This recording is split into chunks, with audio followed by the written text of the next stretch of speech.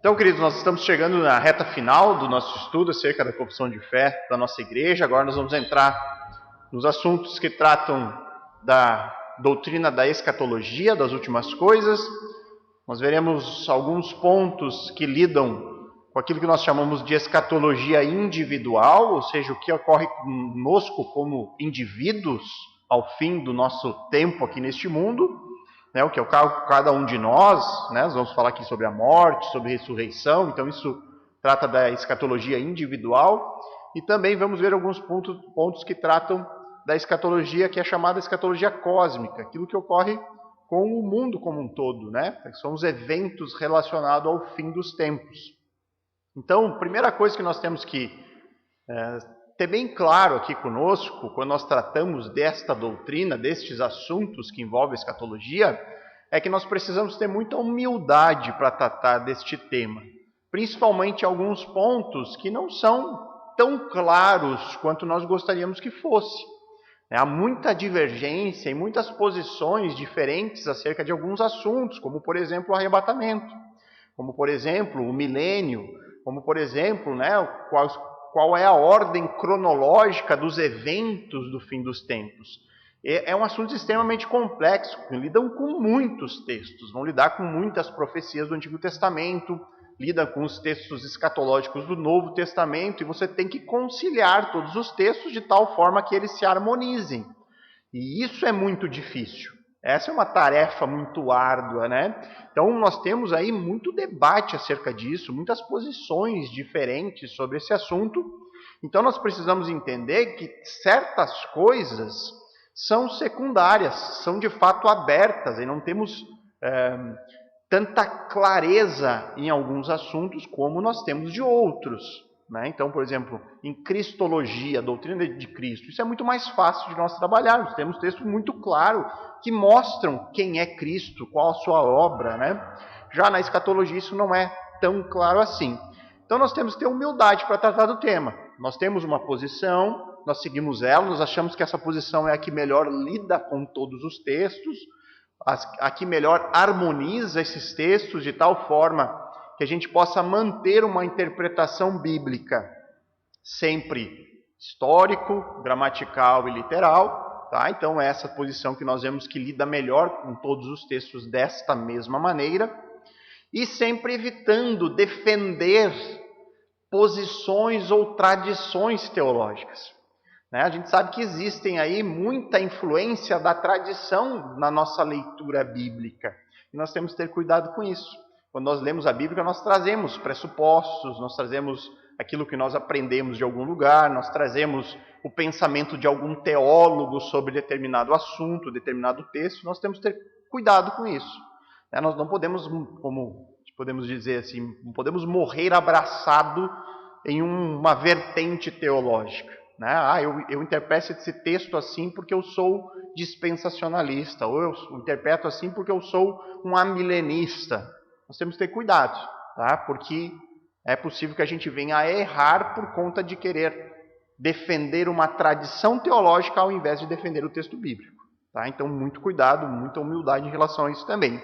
E focar sempre naquilo que é de fato importante, naqueles pontos do qual a gente não abre mão, em pontos que vão interferir na nossa forma de interpretar o texto. Então, há algumas verdades desse assunto que nós não abrimos mão acerca da escatologia, juntamente com a maioria dos cristãos ortodoxos. Quais são algumas dessas verdades? Que Jesus vai voltar. É fato. Nós cremos nisso. E nós cremos nisso juntamente com as vertentes aí que existem dos cristãos que são reformados, que têm uma corrente teológica ortodoxa. Nós cremos que haverá um juízo. As pessoas prestarão contas da sua vida. Isso é fato. Nós cremos que haverá uma ressurreição de mortos. Todas as pessoas receberão um dia os seus corpos de volta. Nós cremos nisso. Todos nós cremos juntos nisso. O que vai divergir é a ordem desses eventos. Quantas ressurreições vão acontecer? Há divergências. Como que dará essa volta de Cristo? Em que momento ela acontece? Então, esses pequenos pontos que são mais divergentes. Então, e muitos deles nós não vamos aprofundar na nossa confissão de fé. Nós vamos ficar naquilo que nós achamos que é importante e que vão interferir na nossa maneira de ler a Bíblia como um todo. Então nós já vimos lá em eclesiologia, né, a doutrina que nós tratamos acerca da igreja, ela vai lidar ela tem consequências diretas na nossa escatologia, a maneira como nós entendemos a igreja. Então um dos pontos que nós tratamos lá é que nós cremos que igreja é diferente de Israel. Essas duas coisas não se confundem. Quando nós lemos na Bíblia Deus falando para Israel, Ele está falando para uma nação que Ele escolheu, um povo, uma etnia, os descendentes de Abraão. E Deus entregou promessas para eles. E Deus trata eles na Bíblia de maneira exclusiva. E nós cremos que isso não interfere na igreja. A igreja é um outro organismo que veio a nascer em um determinado momento, a partir de Atos 2. E Deus também entregou planos e promessas para a igreja e que não se confunde com Israel. Isso vai lidar diretamente, influenciar diretamente a nossa maneira de enxergar os eventos futuros. Se a gente confunde as duas coisas, nós vamos ter problemas para manter uma interpretação bíblica consistente da forma histórico-gramatical literal. Então, quando nós confundimos, nós vamos nos pegar muitas vezes tendo que espiritualizar alguns textos, porque eles não se encaixam na minha tradição teológica. Eles não se encaixam na minha maneira de enxergar Israel. Então, se igreja hoje é Israel do Antigo Testamento, se não há mais Israel, não há mais espaço para Israel nos nossos dias e nem nos eventos futuros, como eu vou entender o milênio? Como eu vou entender a necessidade de um período de tribulação? Como eu vou entender a necessidade de haver um arrebatamento da igreja? Então isso tudo não se encaixa nessa corrente teológica e eu vou ter que pegar textos que falam claramente desse assunto e vou ter que espiritualizar. Tá? Então, talvez fique um pouco confuso, porque é de fato, né, um assunto complexo. Tá? É um assunto a ser tratado em cursos de teologia. Mas aqui nós vamos ver alguns textos e talvez isso vai ficando um pouquinho mais claro aí na mente de cada um. Tendo dúvida, pergunte. Tá? A oportunidade é para você esclarecer agora. Neste momento aqui, a quarta-feira é o local propício para isso. Certo? Tendo dado essa introdução e tendo deixado vocês ainda mais confusos, vamos para o primeiro ponto aqui. Deixa eu só pegar aqui o...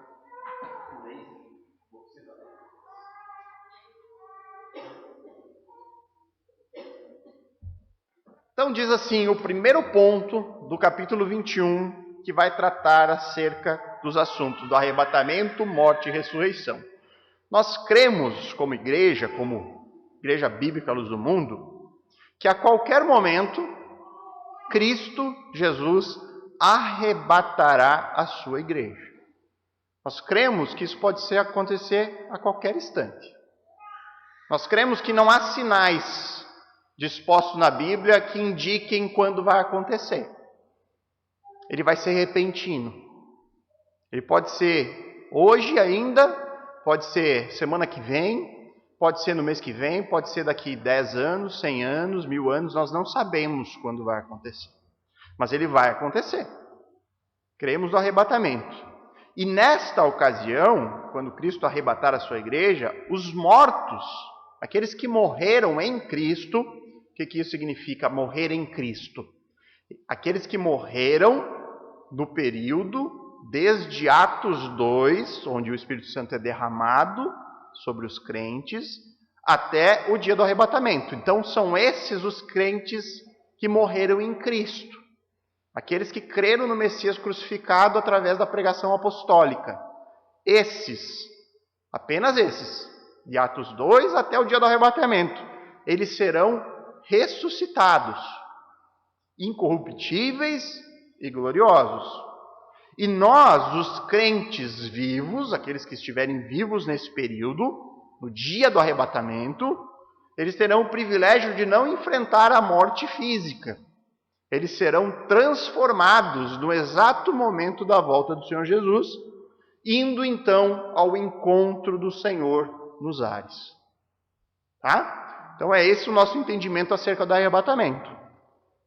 Esse momento vai ser inesperado, não há como nós prevermos quando será, E neste dia, quando Cristo voltar para buscar a sua igreja, os crentes que já morreram vão ser ressuscitados com corpos gloriosos, e os crentes que estiverem vivos nesse período serão transformados em um piscar de olhos. Certo? Vamos ver os textos?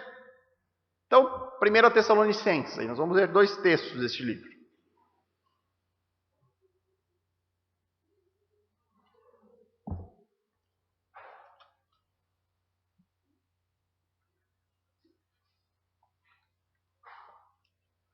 Para ser honesto com todas as demais vertentes teológicas, é preciso que seja dito que a base bíblica para o arrebatamento ela é bem pouca. Nós temos poucos textos que lidam sobre esse assunto. Por exemplo, você não tem nenhuma profecia do Antigo Testamento que fale de arrebatamento, que fale desse evento, que vai ser um evento grandioso, né? Nós não temos. Nós temos alguns poucos textos no Novo Testamento, especialmente do apóstolo Paulo, que vão tratar desse assunto. Certo? Tá? Mas não é porque existam poucos textos de que isso não vai acontecer. Nós precisamos lidar com esses textos que falam sobre isso. E aí, quando nós lidamos com esse texto, nós temos que tentar sempre implementar que tipo de interpretação? Histórico, gramatical, literal. Vamos lidar com eles então. 1 Tessalonicenses 1:10. Ele diz ali: também comentam como vocês esperam do céu a vinda de Jesus, o Filho de Deus, a quem ele ressuscitou dos mortos e que nos livrará da ira que está para vir. Então esse texto aqui fala acerca da volta de Cristo. A volta do Filho de Deus. E ele diz aqui que há uma esperança no povo para este momento. Então, quando o Novo Testamento fala sobre o retorno de Jesus para os crentes, é sempre pregado uma linguagem acerca de esperança. Quando Jesus voltar, vai ser uma alegria, vai ser um momento de alívio. Nós desejamos que o Senhor Jesus volte. A Bíblia sempre trata essa linguagem acerca da vinda de Cristo de volta a este mundo, como uma esperança para nós os crentes. Por que eu enfatizo isso? Porque em uma determinada posição escatológica é dito que nós vamos passar pela tribulação antes do que o Senhor volte para este mundo. Então, como que a Bíblia poderia ter uma linguagem de que a volta de Cristo ele é um momento de alívio, de esperança, se nós sabemos como crente que nós vamos passar pelo pior período da história da humanidade em termos de sofrimento? Então nós teríamos sinais para acompanhar essa chegada. Nós saberíamos, olha, o Senhor não está voltando agora porque a nossa vida ainda está tudo bem. Então não fique muito esperançoso sobre a volta de Cristo, porque antes disso vai acontecer coisas terríveis e nós vamos estar aqui, né, durante essas coisas terríveis. A Bíblia não traz esse tipo de linguagem quando fala acerca da volta de Cristo no Novo Testamento para a sua igreja. Ela fala em um momento de alegria, de regozijo. Nós devemos esperar ansiosamente a vinda de Cristo. A Bíblia não diz que a gente tem que se preparar antes para um período muito difícil que virá este tempo. Pois nós vamos abordar esses textos da tribulação com mais calma. Agora vamos para o capítulo 4. E esse é, de fato, o principal texto acerca deste assunto. 1 Tessalonicenses capítulo 4, versos 13 a 18. E aqui nós vamos interpretar esse texto, vamos entendê-lo de acordo com o contexto histórico, gramatical e literal. Então vamos ver o que ele diz aqui. Agora, irmãos, não queremos que ignorem o que acontecerá aos que já morreram, para que não se entristeçam como aqueles que não têm esperança. Porque cremos que Jesus morreu e foi ressuscitado. Também cremos que Deus trará de volta à vida com Jesus todos os que morreram. Dizemos a vocês, pela palavra do Senhor, nós, os que ainda estivermos vivos quando o Senhor voltar, não iremos ao encontro dele antes daqueles que já morreram. Pois o Senhor mesmo descerá do céu com um brado de comando, com a voz do arcanjo e com o toque da trombeta de Deus. Primeiro, os mortos em Cristo ressuscitarão. Depois, com eles, nós, os que ainda estivermos vivos, seremos arrebatados nas nuvens ao encontro do Senhor nos ares. Então estaremos com o Senhor para sempre. Portanto, animem-se uns aos outros com essa palavra. Paulo está pregando uma esperança do retorno de Cristo, do momento em que nós vamos nos encontrar com o Senhor nos ares. Ele está falando, se animem com isso. Paulo ele não diz aqui que vai antes disso acontecer, vocês vão enfrentar um período de grande tribulação. Ele não fala nada disso. Ele diz apenas a ordem que isso vai acontecer. Primeiro serão ressuscitados os mortos em Cristo, e aí depois aqueles que estiverem vivos vão ser transformados e arrebatados nas nuvens ao encontro do Senhor nos ares. Esse é o que diz o texto. Então, assim, quando nós vamos entender o texto literalmente, o que ele nos aparenta aqui? Que os crentes serão retirados deste mundo para encontrar com Cristo nos ares. Para encontrar com Cristo em algum lugar. Eles serão tirados daqui. Serão arrebatados, é o termo que Paulo usa. Por que nós não manteríamos uma interpretação histórico-gramatical e literal desse texto? Apenas se nós quisermos defender alguma posição teológica que negue essa possibilidade, que negue essa realidade, que diga assim, olha, não há por que haver um arrebatamento. E nós vamos entender o porquê do arrebatamento. Nós vamos entender o motivo pelo qual haverá este período onde a igreja ela é retirada da terra. Tá? Existe um motivo para isso. É por isso que é muito difícil essa harmonização de todos os textos. Porque todos os textos têm que se encaixar de tal forma que eles não se contradizam. Um texto não pode contradizer o outro. Então, esse é o grande desafio. Vamos ver mais 2 textinhos aqui sobre este assunto. 1 Coríntios, capítulo 15. Aqui vai tratar mais acerca da questão da ressurreição em si.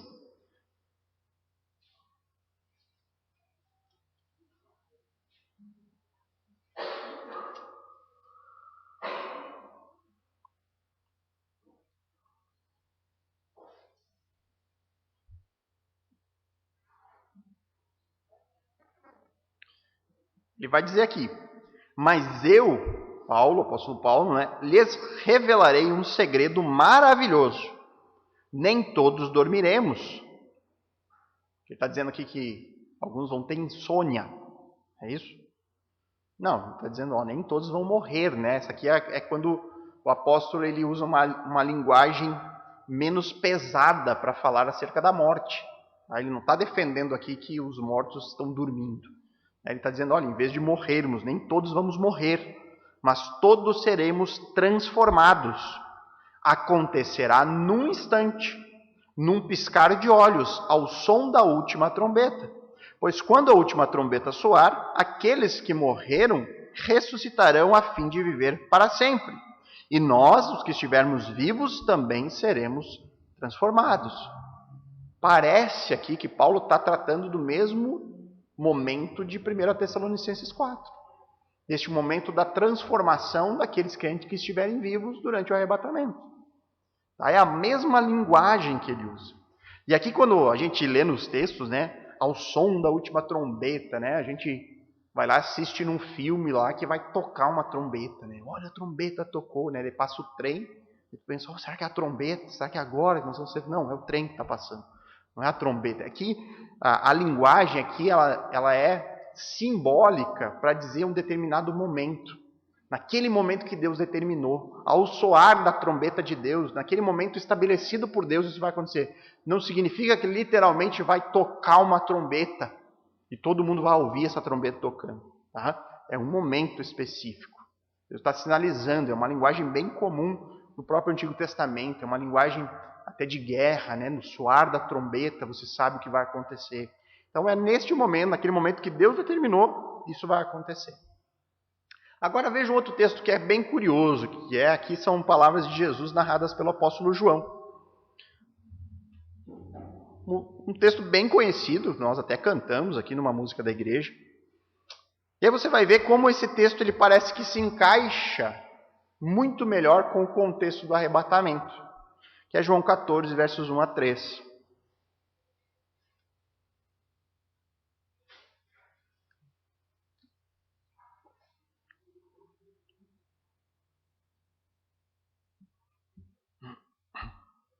Diz ali: não deixem que o seu coração fique aflito.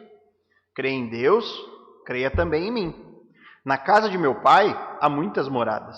Se não fosse assim, eu lhes teria dito: vou preparar lugar para vocês. E quando tudo estiver pronto, virei buscá-lo, para que estejam sempre comigo onde eu estiver. Então olha só a linguagem que Cristo usa. Ele diz: olha, eu estou indo, vou preparar moradas para vocês. E aí um dia eu voltarei e buscarei vocês e vou trazer vocês para onde eu estou, onde eu estarei. Então, aqui Cristo não está dizendo que vai voltar aqui.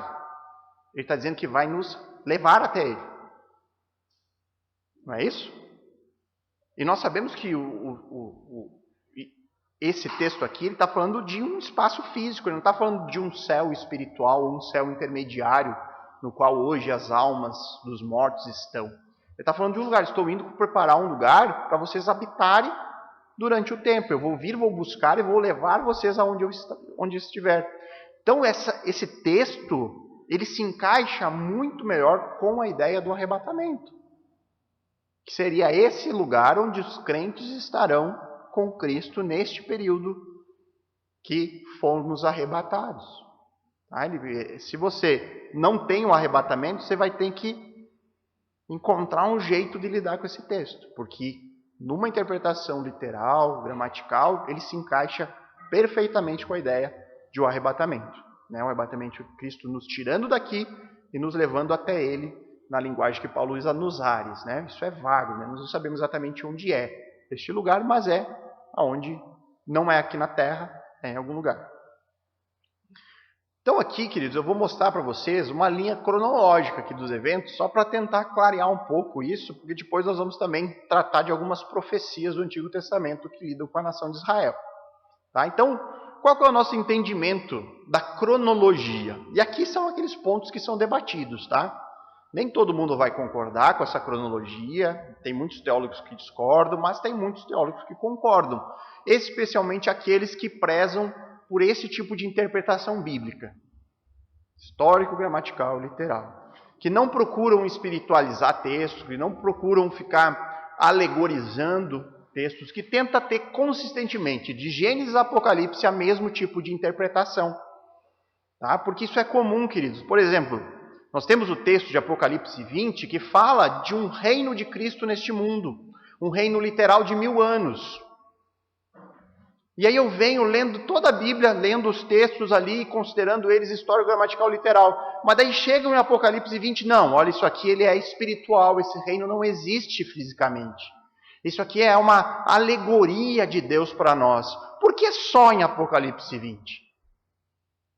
Porque ele vai contra o meu pensamento teológico que diz que não vai ter milênio. Então eu tenho que harmonizar o texto. Então como é que eu harmonizo esse texto? Espiritualizando ele. Se eu espiritualizo, eu não tenho que lidar com ele. Então esses pontos aqui que são polêmicos. Mas o ponto é, nós não podemos abrir mão de uma interpretação saudável do texto bíblico. É a mesma coisa quando a gente vai para Gênesis, no capítulo 1 e 2, onde nós temos a criação. E aí Deus diz lá, e houve tarde e manhã e o primeiro dia. E aí algumas pessoas, muitos teólogos, para abraçar a teoria de uma terra com bilhões de anos, abraçam isso que a ciência afirma como uma verdade absoluta, e aí eles ficam com medo, como é que eu vou encarar a ciência? Estão dizendo que é bilhões de anos, eu não posso questionar isso. Então vamos ter que transformar o que está escrito na Bíblia. E aí eles vão dizer, não, olha a palavrinha hebraica para dia, em Gênesis 1 e 2, a palavra Yom, não quer dizer dia literal. pode significar um longo período de tempo, pode significar eras. E de fato, a palavra hebraica tem um sentido mais amplo. Mas em toda a Bíblia, sempre que a palavra Yom aparece acompanhada de um número ou de um período de tempo como tarde e manhã, ela sempre é entendida como dia de 24 horas. Então por que eu vou mudar isso só em Gênesis 1 e 2? Para tentar acomodar aquilo que eu abracei extra-bíblico. Né? Já que eu tenho que conciliar com a ciência, então aqui não é literal. Olha, isso aqui não é, é uma poesia. O Yom aqui pode ser várias coisas. Não, você está tentando conciliar a Bíblia com os seus próprios entendimentos, com os seus pressupostos. Né? Então é por isso, né? Nessa cronologia que eu vou apresentar, é aquela que eu já apresentei aqui nas exposições de Mateus, é aquela que nós entendemos como a que melhor lida com os textos dentro desse tipo de interpretação, histórico-gramatical literal, que é a posição pré-pré. É pré-tribulacionista, pré-milenista. Opa! Então aqui, esse é o plano escatológico, a linha de tempo dos eventos aí que virão no fim. Nós cremos aqui como igreja nisso. Então aqui nós temos a vinda do Senhor Jesus, tá? O momento que ele veio, a primeira vinda até a ascensão, o momento que ele foi crucificado, ressuscitou e ascendeu ao céu. Aí nós vivemos aqui, momento atual. Essa é a era da igreja. Então, qual que é o próximo evento do calendário de Deus para nós? Arrebatamento. Nós cremos em um arrebatamento literal da igreja, onde os crentes deste período, não os crentes daqui, os crentes deste período, da era da igreja, desde Atos 2 até o dia do arrebatamento, serão levados para o encontro com o Senhor Jesus nos ares, do qual eles ficarão com Cristo para sempre, porque depois eles voltam com Cristo para reinar. Enquanto a igreja está no arrebatamento com Cristo, o que acontece com este mundo? Ele vai enfrentar 7 anos de tribulação, que é esse período que nós lemos de Apocalipse 6 a 19, onde acontecem coisas terríveis. É um tempo de sofrimento que não houve ainda no mundo e nunca mais haverá. Vai ser um período terrível da história. Qual o objetivo desse período? Tratar com a nação de Israel. Deus vai usar do sofrimento da tribulação para trazer Israel ao arrependimento, para que eles possam confessar que transpassaram a Cristo e reconhecer que Jesus é o seu Messias. Esse é o pré-requisito para a vinda do reino neste mundo. E aí, quando Deus trabalhar com o seu povo nesses 7 anos, a nação, cumprir com muito do que ele havia dito, ele vem com a igreja em glória, junto com os salvos do período da igreja, ele desce e institui e inaugura o reino milenar. Um período de 1000 anos de reino de Cristo aqui neste mundo, onde ele sentará no trono em Jerusalém, onde ele será o rei sobre todas as nações, um período de muita paz, de muita prosperidade, de muita justiça. É aqui que nós lemos aqueles textos de Isaías que falam que o leão vai andar com o cordeiro, que a criança vai poder brincar ao lado de cobras, sem medo de se machucar, onde a pessoa que menos vai viver 100 anos, onde as pessoas vão plantar e colher, diz que um planta na frente, o outro colhe atrás. Vai ser um período de abundância, de prosperidade, de justiça. É o cumprimento das promessas de Deus para a nação de Israel, esses 1000 anos. Após os 1000 anos, nesse período também Satanás vai estar preso, amarrado, acorrentado. Tá? Então ele não vai ter influência de Satanás no mundo, mais um motivo para ser um período extremamente justo, próspero, bom.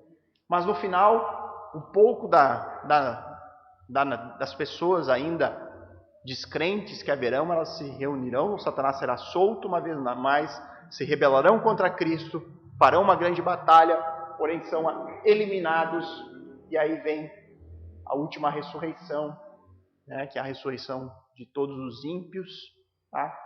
Vem o juízo final e então eternidade, novo céu e nova terra. Só botar aqui também as ressurreições, né, que ocorrem.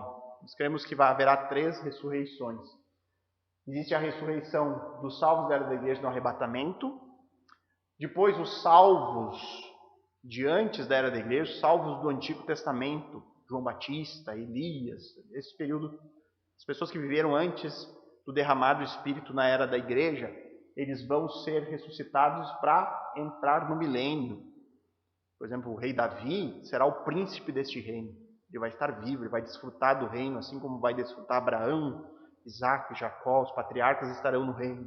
E aí tem a última ressurreição, que é dos ímpios, que ocorre no juízo final, o julgamento do grande trono branco. Tá? Então essa é a linha de tempo que melhor lida com os textos, na nossa compreensão, de uma maneira histórico-gramatical, literal. É a que melhor harmoniza tudo o que a Bíblia ensina acerca dos eventos do fim dos tempos. Queria falar, Lucas?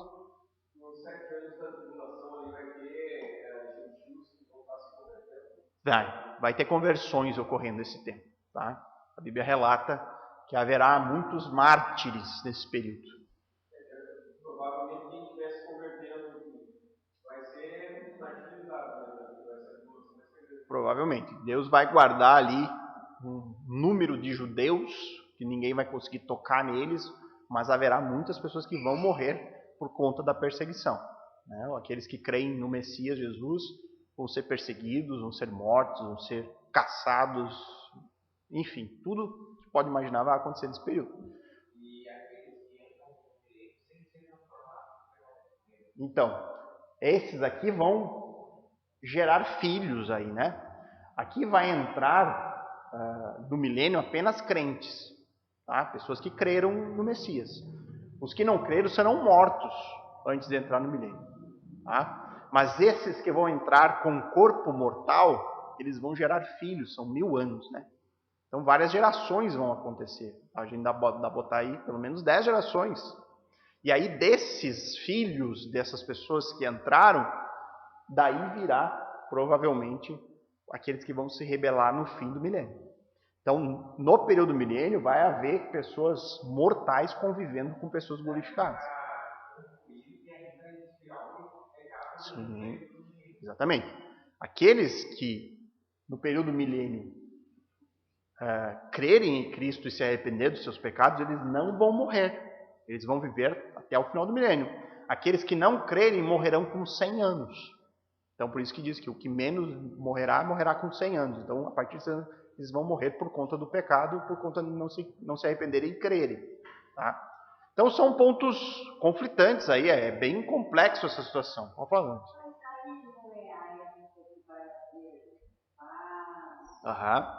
Vai.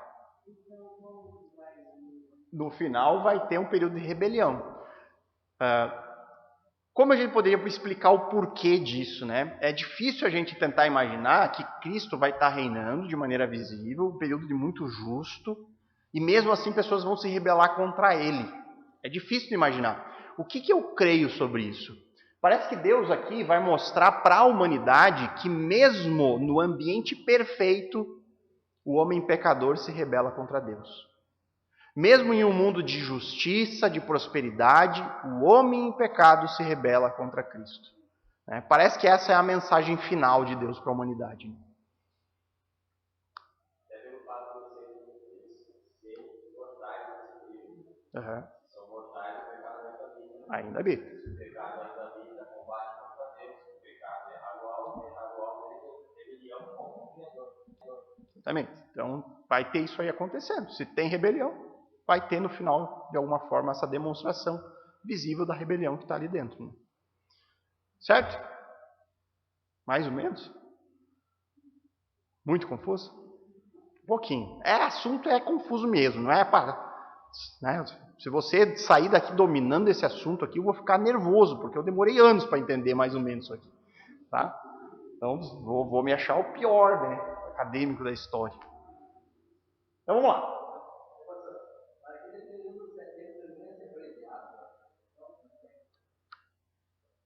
Nós já vamos ler sobre isso.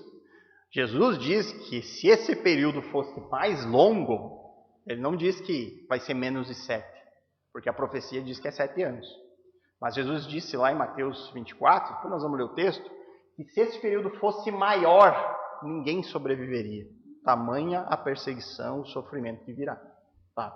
É por isso que ele diz que esse período foi abreviado, ele é só de 7 anos. Se ele fosse maior, ninguém aguentaria. Entendeu? Capite? Isso, nós já vamos ver também isso aqui. Agora no ponto 2 a gente vai entrar nos detalhes aqui da profecia. Então vamos lá. Acho que dá para ver mais o ponto 2 aqui. Ponto 2. Cremos que durante esse tempo ocorrerá na terra a tribulação.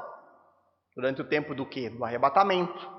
Tá? Então, durante o arrebatamento haverá aqui na terra os 7 anos de tribulação, que findará com a volta de Cristo Jesus à terra para iniciar o seu reino milenial, conforme profetizado nas Escrituras.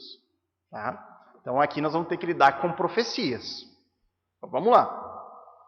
Vamos ver primeiro Jeremias.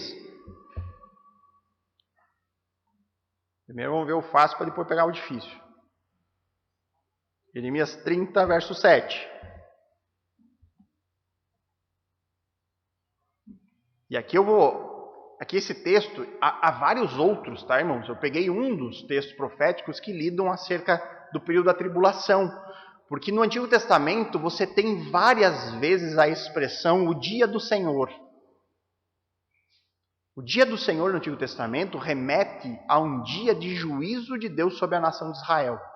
Um dia sem igual. Um dia onde Deus derramaria a sua ira e trataria com o seu povo. Um dia de sofrimento e de calamidade como nunca antes visto. Tá? Então aqui, por exemplo, nós temos um exemplo disso. Olha o que diz o profeta. Em toda a história, nunca houve uma ocasião de tanto terror. Será um tempo de angústia para Israel. No final, porém, ele será resgatado.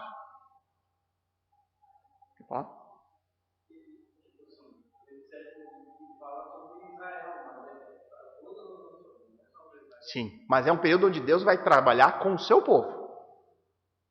O objetivo da tribulação é tratar com Israel. Todas as nações vão passar por isso. Mas as nações vão perseguir o povo de Deus.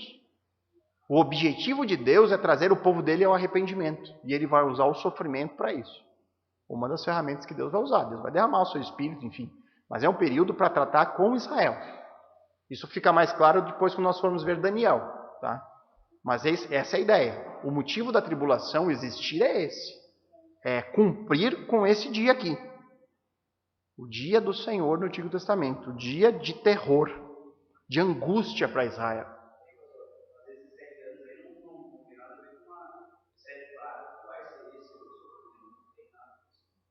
Não, você tem todo o desdobramento de Apocalipse lá, de 6 até o capítulo 19, onde vem lá todas as trombetas, os selos, as taças, ira, juízo de Deus sendo derramado neste mundo.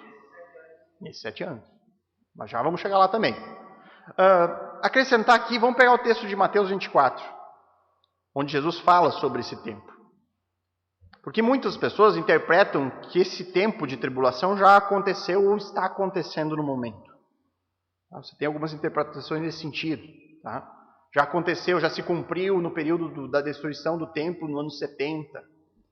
Uns vai dizer que isso ainda vai acontecer e a igreja vai estar presente. Então você tem interpretações. Mas olha aqui, irmãos, eu não vou abordar toda a exposição do texto. Nós temos gravado a exposição. Se você ficar com dúvida ainda, assista as exposições de Mateus 24 e 25, que eu explico isso aqui detalhadamente. Tá? Mas olha só o que diz os versos 15 a 22. E aqui é importante porque nós vamos ver depois na sequência o texto do qual Jesus cita aqui. Ele diz: chegará o dia em que vocês verão aquilo de que o profeta Daniel falou, a terrível profanação que será colocada no lugar santo. Leitor, preste atenção, aqui é uma nota de Mateus, né? Ele faz um comentário no meio das palavras de Jesus. Olha, preste atenção nisso. Quem estiver na Judéia, fuja para os montes. Quem estiver no terraço, no alto da casa, não desça para pegar suas coisas. Quem estiver no campo, não volte nem para pegar o manto. Que terríveis serão aqueles dias para as grávidas e para as mães que estiverem amamentando. E aqui os pentecostais dizem que as grávidas vão ter os seus bebês arrancados. Não, aqui está dizendo que vai ter perseguição. Imagina uma grávida que não consegue nem caminhar direito correndo, né? Às vezes caminha com umas patinhas assim, com os pezinhos separados, né? Pensa a Lu correndo aí na avenida, né, Fausto? Como é que seria? Seria difícil, né? Tu provavelmente ia ter que botar nas costas para carregar ela. É por isso, por causa da perseguição. Orem para que a fuga de vocês não seja inverno nem no sábado. Por quê? Porque eles têm restrições no sábado. O judeu guarda o sábado. Ele não pode fazer grandes viagens, aqueles que guardam a lei de maneira... Então, se fosse para a igreja isso, por que Jesus falaria acerca do sábado? Não faz sentido nenhum. Pois haverá mais angústia que em qualquer outra ocasião desde o começo do mundo. E nunca mais haverá angústia tão grande. Olha só a linguagem que Jesus usa. Olha, esse tempo aqui, nunca houve nada igual. E olha, nunca mais vai haver nada parecido. É único isso. É único. Daí você vê pessoas que dizem, isso se cumpriu no ano 70. Na história você tem muitos outros eventos piores do que o ano 70. Tem muitas coisas muito piores do que aconteceu naquele período. Então ele está falando aqui de um momento único, sem igual, sem comparação. E aí quando você olha o que vai acontecer lá em Apocalipse, você já leu Apocalipse, capítulo de 6 até 19? É de arrepiar. Você olha lá, é 1/3 da população da Terra morrendo. Depois mais 1/3, e pragas e coisas acontecendo, catástrofes. Eu nunca vi nada disso acontecendo na história. Parece que Deus está falando, que Jesus está falando sobre esse evento. De fato, se o tempo de calamidade não tivesse sido limitado, ninguém sobreviveria. Paulo comentou antes. Mas esse tempo foi limitado por causa dos escolhidos. Vai ter povo de Deus ali no meio. E por isso que não vai se estender mais, porque se fosse mais 7 anos, não ia sobrar ninguém na terra. Então dá para ver, é singular isso, né? É um momento sem igual, sem comparação.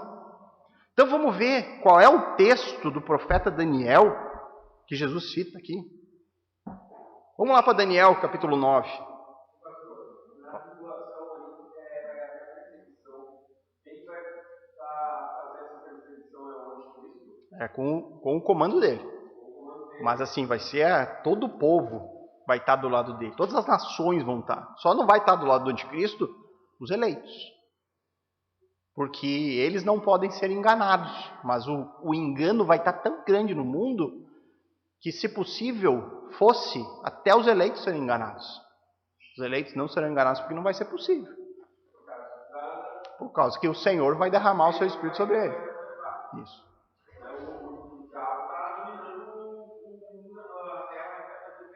Com certeza. Tá? Os eleitos da igreja. Mas os eleitos de Deus são o povo do Antigo Testamento, são o povo da tribulação. Todos aqueles que Deus elegeu para a salvação são eleitos.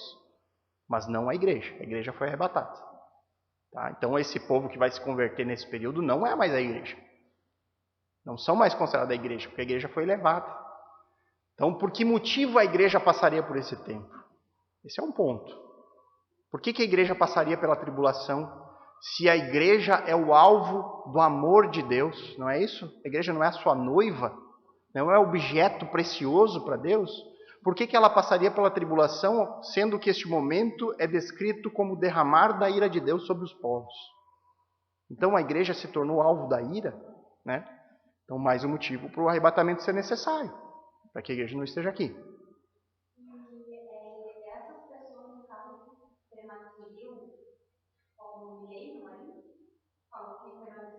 Aqueles que se converterem nesse período. Encerrou, né? Essas pessoas que se converteram aqui nesse período vão entrar no milênio com seus corpos mortais. Isso aí, então vai ter uma transformação ali, como houve com o pessoal da igreja no arrebatamento. Tá? Então vamos lá. Aqui nós vamos lidar um pouco com a profecia de Daniel das 70 semanas. Certo?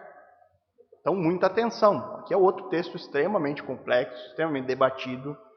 Então, nós temos que procurar o quê? Ser consistente com a nossa interpretação. Histórico, gramatical, literal.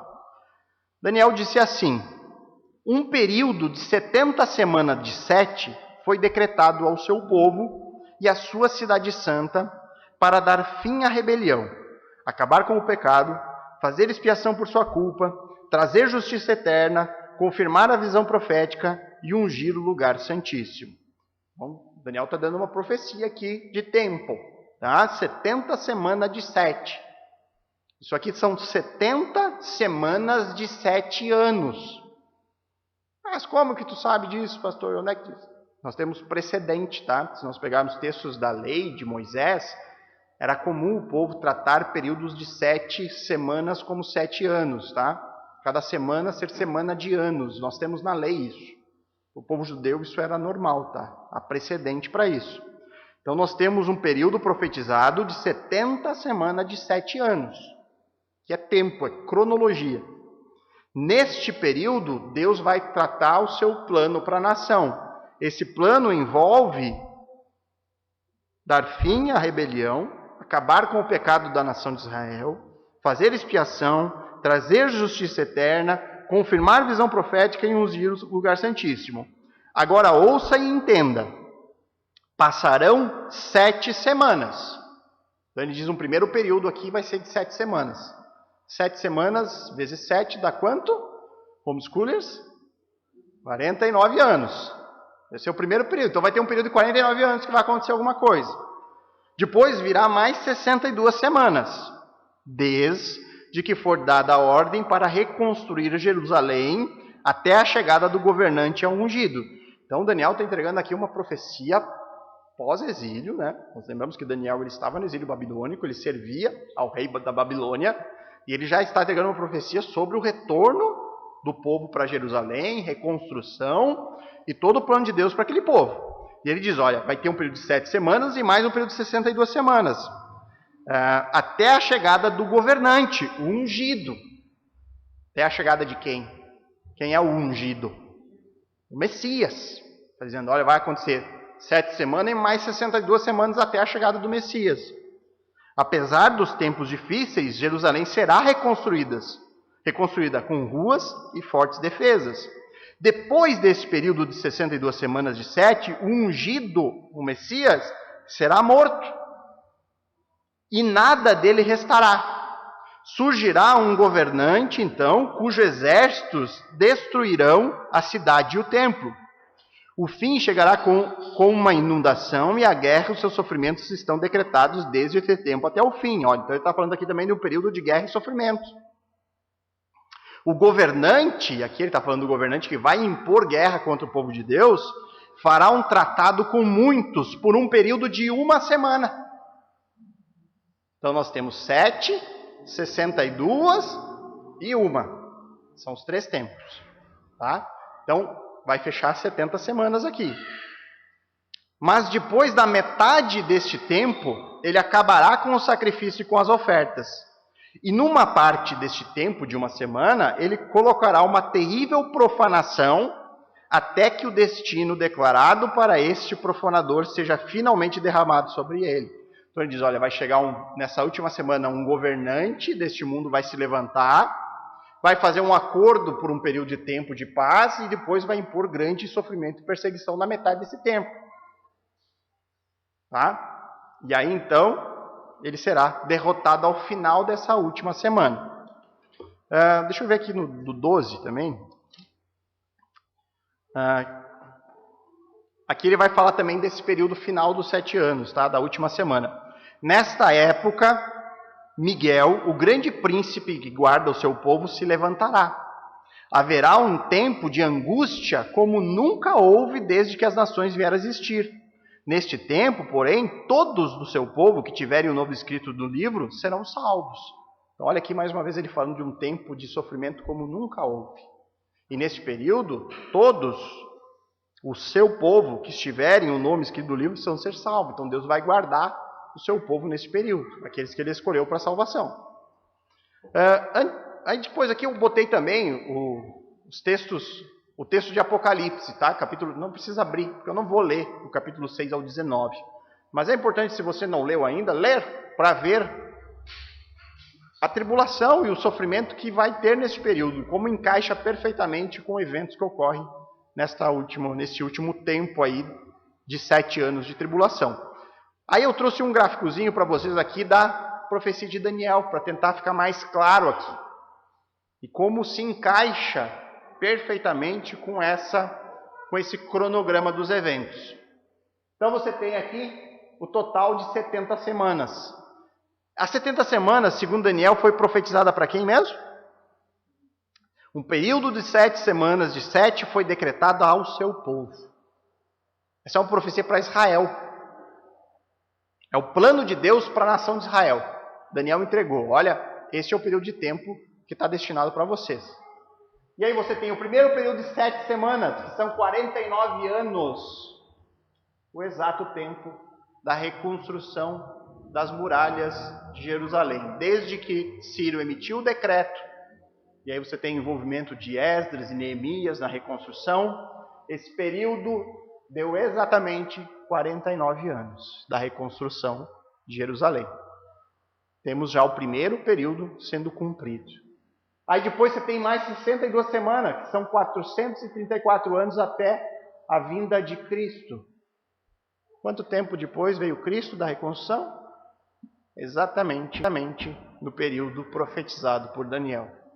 434. Total de 483 anos até o dia em que Cristo é crucificado. Cronologicamente perfeita. Se cumpre exatamente quando tinha que se cumprir. Daniel entregou a profecia de Deus não tinha como dar errado. Aí o que acontece? Depois das 69 semanas, vem a última semana. Bom, mas então não deveria que ser só 7 anos? Esse é o ponto, queridos. Essa é uma profecia entregue para Israel. O que não havia sido profetizado e o que era mistério, que foi revelado no Novo Testamento pelo ministério dos apóstolos, é o período da era da igreja. Isso não está na profecia, porque o tempo que nós vivemos hoje não é o tempo de Israel. É um período onde Deus não está tratando com Israel. Hoje o israelita que quer ser salvo, ele precisa crer em Cristo e se unir à igreja. Ele vai fazer parte do corpo de Cristo, a igreja do Novo Testamento. Então, neste período que nós vivemos aqui, Deus não está tratando com Israel. Aí vai haver o arrebatamento, a igreja é levada e Deus volta para as semanas profetizadas. E cumpre-se a última semana dos 7 anos, que vai iniciar com o surgimento do anticristo, que vai ter um acordo de paz. Na metade ele rompe nos 3 anos e meio. E aí então Cristo volta no final da semana 70 para consumar o reino e as suas promessas para a nação de Israel. Então essa é a maneira que, ao meu ver, melhor lida com o texto. Melhor entende os textos e organiza cronologicamente eles. Para mim isso aqui é uma visão clara disso. A profecia de Daniel é para Israel. Então nós não vivemos hoje no período de Israel. É por isso que essa semana vai ser inaugurada lá com o anticristo, conforme foi profetizado. E aí então Deus vai tratar a última semana com o seu povo e vai trazê-los ao arrependimento e vai então cumprir as suas promessas na volta e na consumação do reino.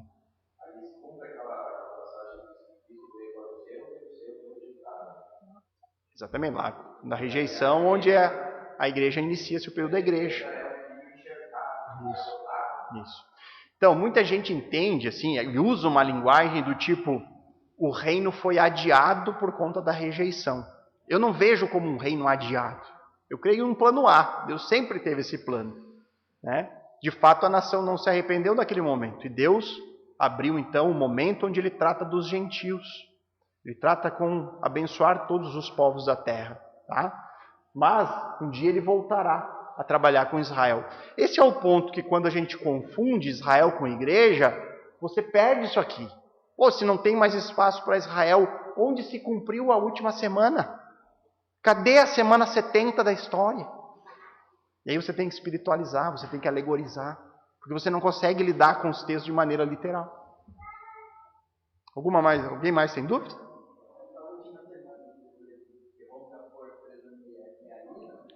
E isso são 7 anos, a última semana de 7 anos. Exatamente o período da tribulação. Rompe-se o acordo, diz durante a tribulação. Exatamente.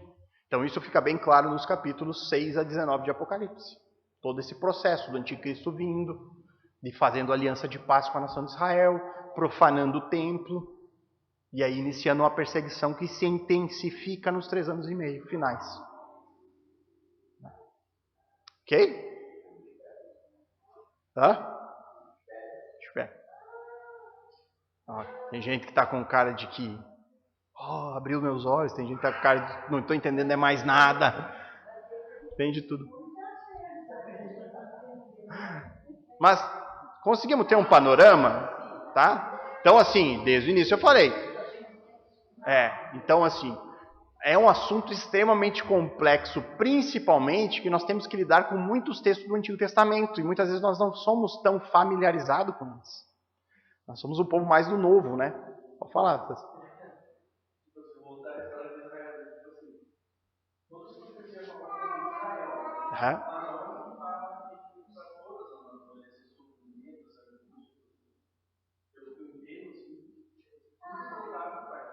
Sim, o período que Deus vai tratar com o seu povo, tá? Mas quando a gente olha o que vai estar acontecendo nesse período, e aí você tem um relato cronológico em Apocalipse, do capítulo 6 a 19, tem todo o desenrolar, nós vemos que o mundo todo vai sofrer. Porque nós temos ali eventos sísmicos, né? Nós temos eventos onde a água vai ser contaminada, nós temos doenças, pragas ocorrendo nesse período, então o mundo todo vai sofrer com esse período. Mas haverá uma perseguição intensa sobre Israel, como se o mundo visse Israel como culpado de tudo aquilo. Né? E há um mando do anticristo, né? Que vai colocar sobre o povo de Deus a culpa, né? E vai perseguir, enfim, né? Como aconteceu muitas vezes com o Império Romano perseguindo os crentes. Só que naquele período vai ser extremamente intenso isso, né? Mais ou menos? Se não ficou bem explicado, podemos seguir. Tá? Ok? Então paramos aqui hoje. E aí, semana que vem nós retornamos, damos uma recapitulada de novo. E aí vamos seguir na parte que é a parte mais simples, que vai tratar mais acerca da morte e da ressurreição. Ok? Então, Deus abençoe, queridos. Até domingo, se Deus quiser.